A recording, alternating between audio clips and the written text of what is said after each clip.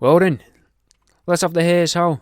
And this week, here's how to coax semi-professional darts player Michelle Glaston out of her home. Print out lots of posters and plaster them to walls and windows in Michelle Glaston's local shopping centre, telling everyone of a bring your own spade garden sale at her address. Make sure that you attend the event, but not as an organiser, not with a clipboard or out like that. Blend in as the spade salesman, renting out shovels and trowels to the people that have turned up to dig up her roses. If you get Michelle to come out, right, tell her that 30% of all the shovel sales are hers, and that you'd never think about not cutting her in. Pose as a food delivery driver and knock on a door holding some pizza boxes, but go and wait at the end of a path, claiming that you're not allowed to stay in the garden after you've knocked on the door. It's a new company policy, love, because of the new type of insurance my boss has taken out. There's a good chance Miss Glaston lives in a rented property, so dropping an unstamped letter through a letterbox is a good shout, Pretend to be a landlord, tell her that you've arranged a hotel room for her for a couple days as you need to do some work on the house and can't have her in the property. Actually have the hotel room booked and paid for and add the details of it within the envelope with the letter. Paint the living room windows with the faces of the other 3 quarter-finalists of the previous year's BDC, unless, she's started competing in the WDC since me releasing this advice.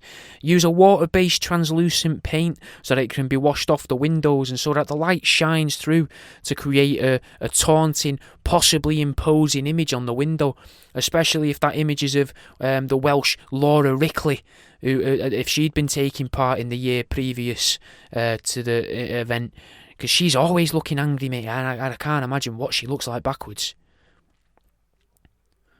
Borrow a mate's dog and tie its lead to her fence, but on the inside of her garden. Organise a street party, cancel it at the last minute, the night before, pop a note through everyone's door, or speak to them personally, just not Michelle.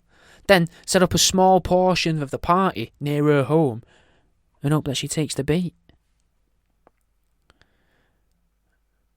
Buy a few sides of fish from your local fishmonger and then store them in the trees in a garden.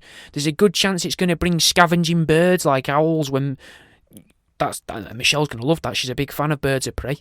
Failing that though, the smell will eventually bring her attention. Get in touch with the Guinness Book of World Records and invite them to record your attempt at piling car tyres in her front garden. Arrange a crowd and the local newspaper and tell them that the event is being hosted by local sports star Michelle the Glove Collector Glaston, 6-time UK dart champion. Spread a rumour about a dangerous gas leak on her road. Tell everyone you meet that you can smell gas. Don't actually ring the services yourself though, leave that to someone else as you might get in trouble. And this isn't here's how to get fined. This is here's how to coax semi-professional darts player Michelle Glaston out of her home. Knock on for her and tell her her guttering's hanging off a little bit or that there's a tree branch sticking out of the roof tiles. Michelle's bound to be shocked and is going to want to investigate it for herself. And that's the end of this week's Here's How. Just a minute, guys. I just wanted a little calm advert for you, a little calmer advert.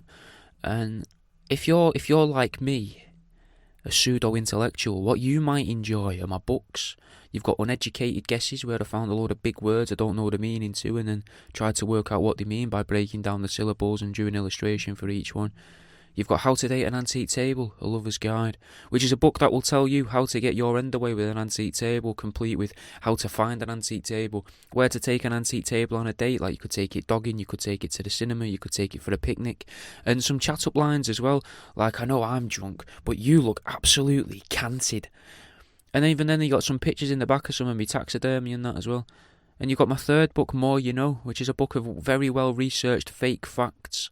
Just a book of lies, basically. And some of them were suggested, as in topic-wise, were suggested by some of the people from TikTok. So you might, even if you took part in that, you might even have your username on the first couple pages of that book. Anyway, if you, like I say, if you're enjoying these, you might like the books. And you can get access to the books through Patreon or through my website. Thanks for listening, man. I won't take up too much of the time because it's over, and hopefully you're listening to all of these one after the other or on repeat, maybe the same episode on repeat. But fucking leave us a review if you can, mate. Fucking share it with a mate, send it to your nana. I don't mind where you send it to, but if you get more people listening to it, thank you. If you did enjoy it though, fucking join the Patreon, mate. www.patreon.com/worldaroundyou. There'll be a link in one of the links in the description, I would imagine, of the one you're listening to. You can join for £1, £5, and you get access to all the video versions of these. You'll end up about 4 or 5 episodes ahead as well through Patreon. And you get access to some of my books as well. And a little discount code for some of the canvases as well. But even if you don't join that, fucking thanks for listening to it, mate. I hope you enjoyed it. Hopefully, here's the next one.